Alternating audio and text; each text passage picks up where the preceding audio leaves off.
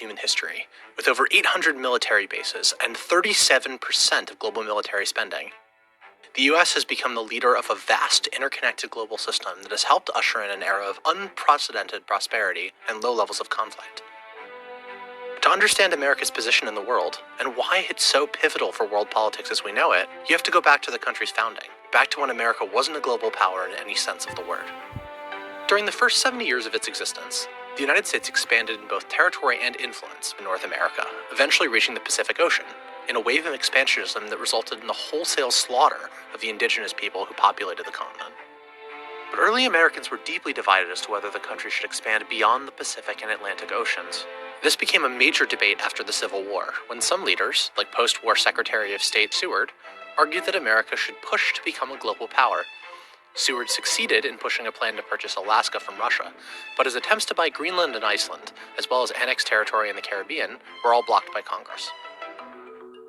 That's because some Americans, including many on Capitol Hill, had a strong anti-imperialist bent. These people worried about America getting more involved in global politics, as well as having to integrate populations from quote-unquote inferior races. And this opposition implied major checks on the imperialist urge to expand. But something was happening in the late 1800s that would change the debate about American expansionism. The Industrial Revolution produced explosive economic growth, and the bigger US economy required a more centralized state and bureaucracy to manage the growing economy. Power became concentrated in the federal government, making it easier for expansionist presidents, like William McKinley, to unilaterally push American influence abroad. The key turning point came in 1898, when President McKinley dragged the country into war with Spain over Cuba, despite some intense domestic opposition. The rising United States easily defeated the moribund Spanish Empire, acquiring Puerto Rico, Guam, and the Philippines in the process. Over the next 2 years, the US would annex the Kingdom of Hawaii, Wake Island, and American Samoa. A few years later, the US took control of the Panama Canal Zone and sent troops to occupy the Dominican Republic. It also purchased the American Virgin Islands. This period of rapid acquisition of far-flung territories put the US on the map as a truly global power. During this time, America also began using its influence to protect its growing commercial and military interests abroad, installing pro-American regimes in places like Nicaragua, and playing a major role in international diplomacy regarding the Western presence in China. World War I showed just how much America's influence had grown. Not only was American intervention a decisive factor in the war's end, but President Wilson attended the Paris Peace Conference, which ended the war, and attempted to set the terms of the peace.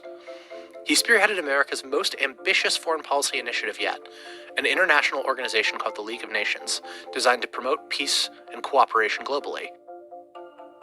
The League, a wholesale effort to remake global politics, showed just how ambitious American foreign policy had become. Yet isolationism was still a major force in the United States.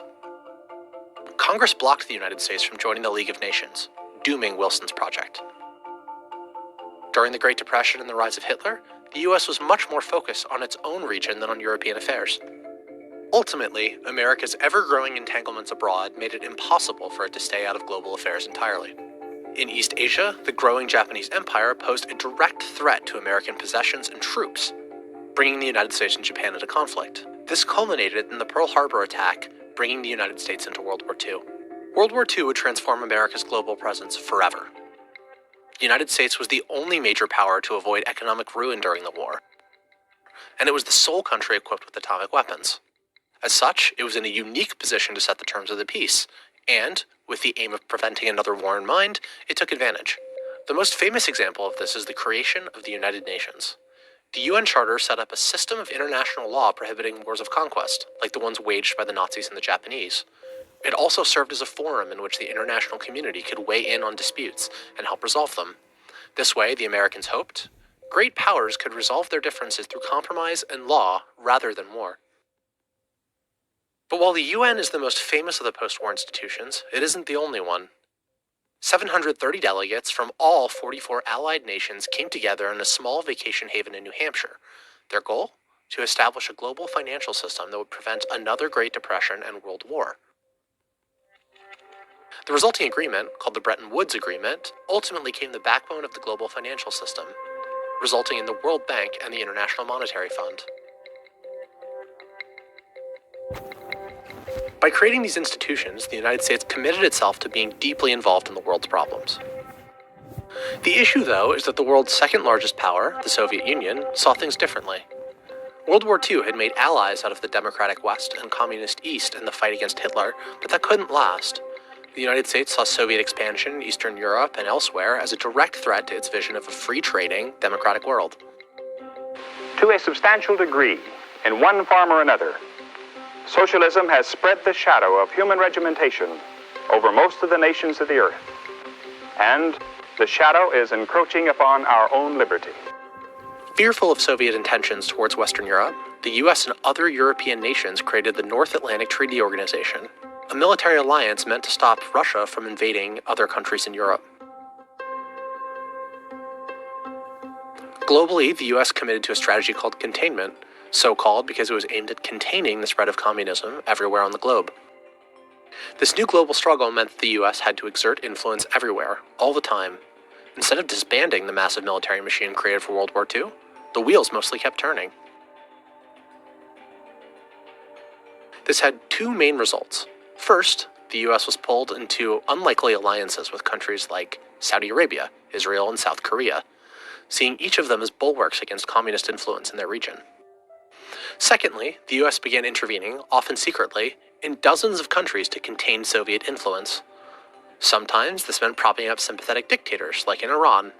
Other times, it meant supplying rebels with arms and money, like in Afghanistan in 1979 and Nicaragua in 1985. Over the course of the Cold War, the US intervened in hundreds of disputes around the globe, ending up with a complicated set of alliances, tensions, and relationships in basically every corner of the Earth. After the Berlin Wall fell, the US could have withdrawn from the system, severing ties with its allies and drawing down the size of its military. And while the US did decrease military spending, much of the military infrastructure and alliances from the Cold War remained. Presidents George H.W. Bush and Bill Clinton decided that it was in both America and the world's interests for the United States, now the sole superpower on Earth, to continue actively managing global affairs. We should be and we must be peacemakers. NATO, created solely as a tool for countering the Soviet Union, stayed together and even expanded, a way of keeping European nations united in the absence of the Soviet threat.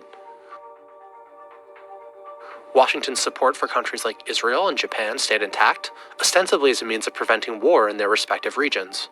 The global system of alliances and institutions created to keep the peace during the Cold War became permanent, as did the American military and political commitments necessary to keep them running. This system remains in operation today, and no leading American politician since the Cold War has seriously called for dismantling it. Except, perhaps, for Donald Trump. Trump has said contradictory things about these commitments, but he's consistently argued that American allies are not paying the US enough for its protection, and questioned the value of free trade. That calls NATO and even the World Trade Organization into question. At some point, we have to say, you know what? We're better off if Japan protects itself against this maniac in North Korea. We're better off, frankly, if South Korea is going to start to protect itself. Saudi Arabia, nuclear weapons? Saudi Arabia, absolutely. This is a sharp divergence from the consensus that has dominated US foreign policy since 1945, and something closer to the isolationism that came before it. So will President Trump act on some of candidate Trump's ideas and reverse decades worth of institution building and alliances? We'll find out soon enough.